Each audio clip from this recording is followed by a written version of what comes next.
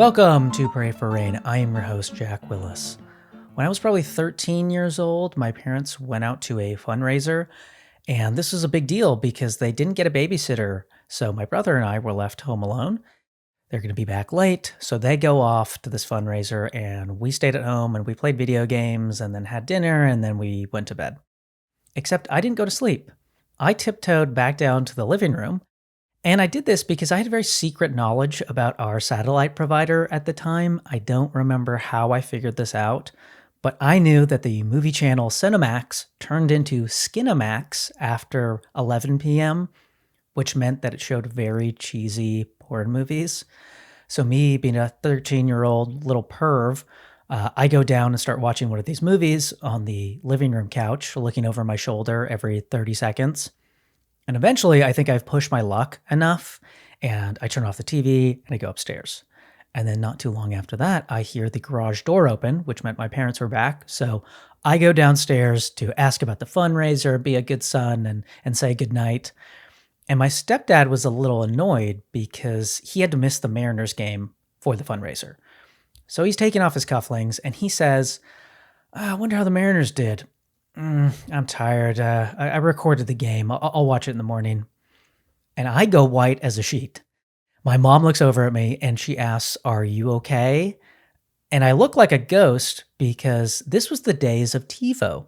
And TiVo was a big deal because it was this box that allowed you to record movies and shows on TV.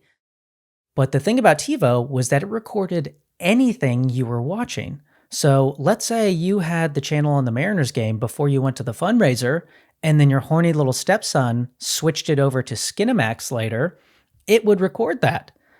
They go to bed, I go upstairs, and I can remember laying in my bed, looking up at the ceiling, and with every fiber of my being, praying to God and Jesus Christ that they might be able to find a way to help me delete that TiVo recording. I've never felt such a profound want for God to be real and that he might assist me in my time of extreme need. I don't really think about God or religion that often, but I wanted to believe more than anything in that moment. And I bring up this embarrassing story about my youth because I've been struggling with a different form of this phenomenon the older I've gotten. I find myself identifying with the larger themes of Christianity more and more, the creation, the individual, considerations of the soul. But I'm not a believing Christian, and yet I'll feel that I want to believe. I want to be a part of this ancient human institution, but there are just fundamental claims that my brain cannot get past. It's belief from afar, but far from belief. And I'd argue there's something in the groundwater right now because it seems like many people are feeling something is missing from our lives in modernity, that there's more than just paying down a 30-year mortgage and waiting for universal basic income or something like that. And what's worse is that I feel sort of embarrassed to even have these feelings and express them, to be a secular person who can recognize himself wanting to believe in religion.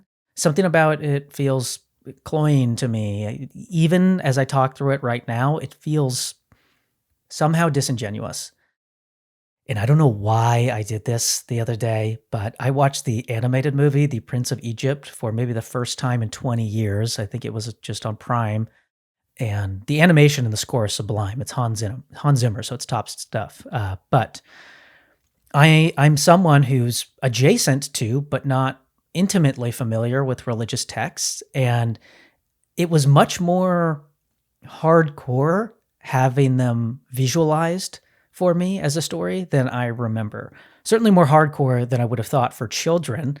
They do not pull the punches in this, but I was watching this movie and I'm seeing parts of Exodus visualized, and it immediately makes religion feel less believable, having it storyboarded out and not just referenced. I'm watching a cartoon Moses part a body of water with a staff, or watching him talk to a bush that's on fire. And maybe there are people out there who would tell me that those aren't meant to be taken seriously or literally, but as allegories for something.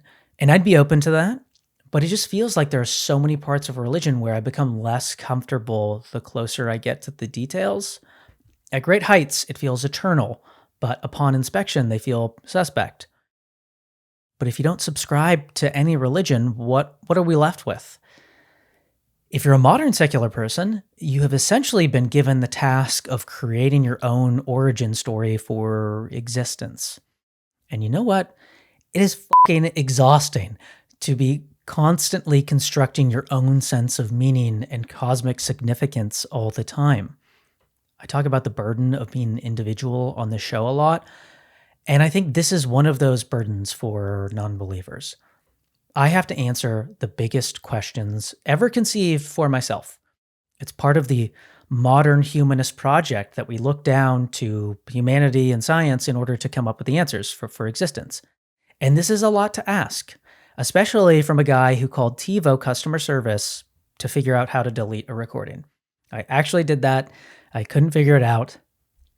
But so much of my wanting religion comes from a place of wanting to set down the anvil of existence for a moment and just be, to believe in something that tells me what reality is for once and not having to be the perpetual architect of the matrix.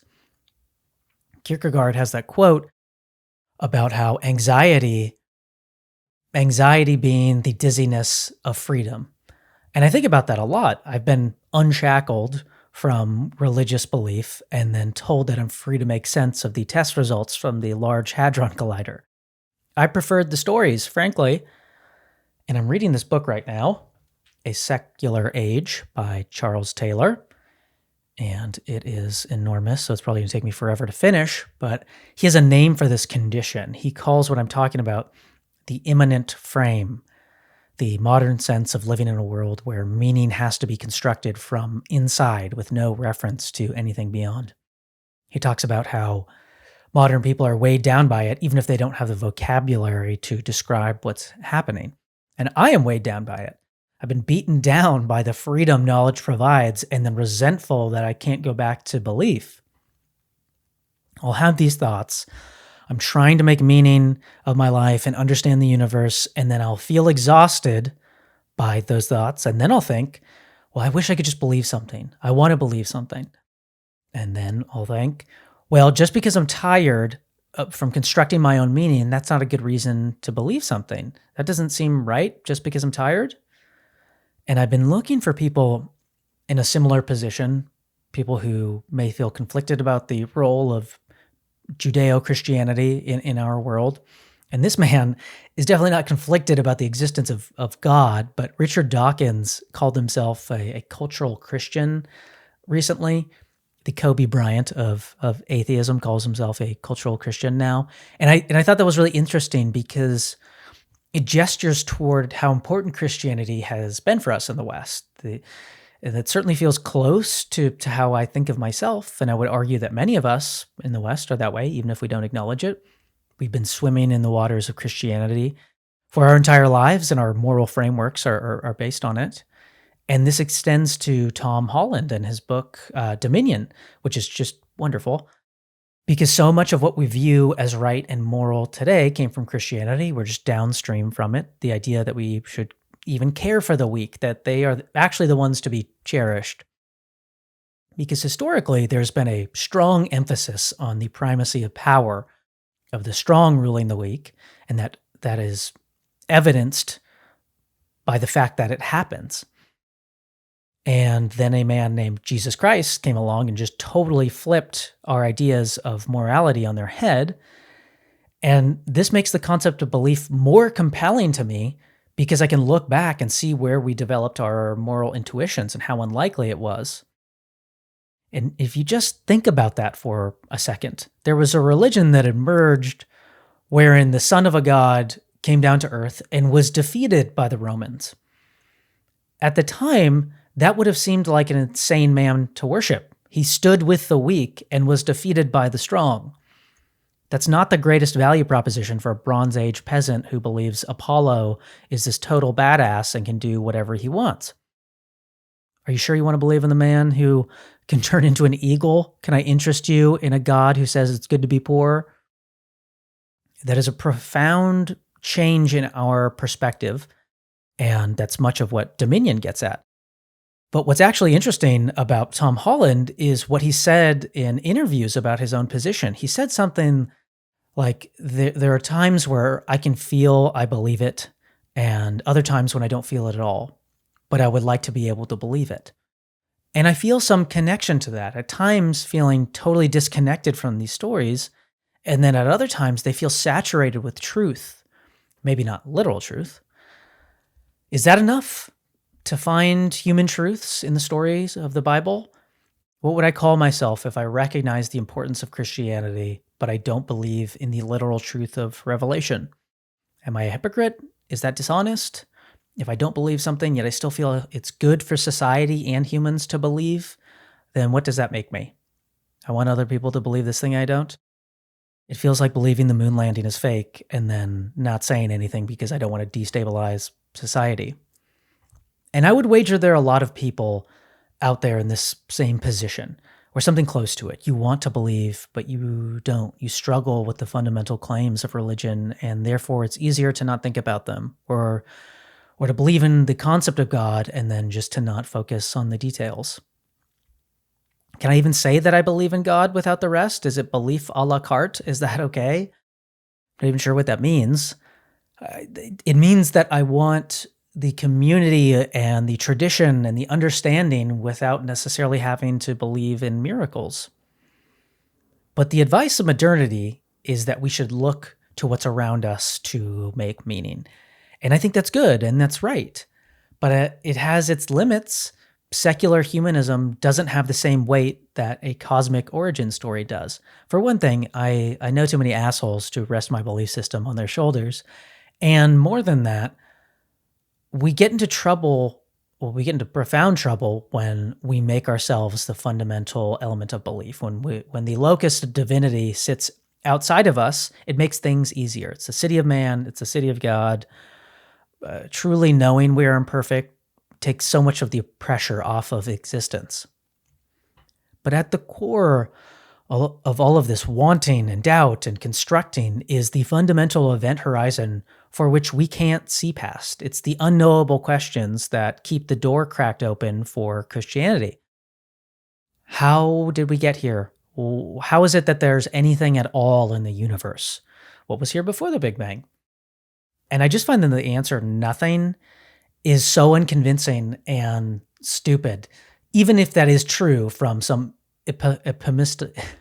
epistemological standpoint. It is so unsatisfying. There's something that allows for existence to be possible. I don't know what that is.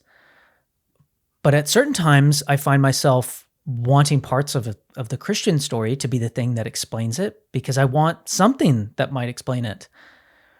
And this is where man's reach exceeds his grasp, as it were, because to my very average brain, it seems that there can't be a technology or scientific way of understanding and answering these fundamental questions. Technology will give us hoverboards and more efficient microwaves, but how could it ever actually tell us how we got here?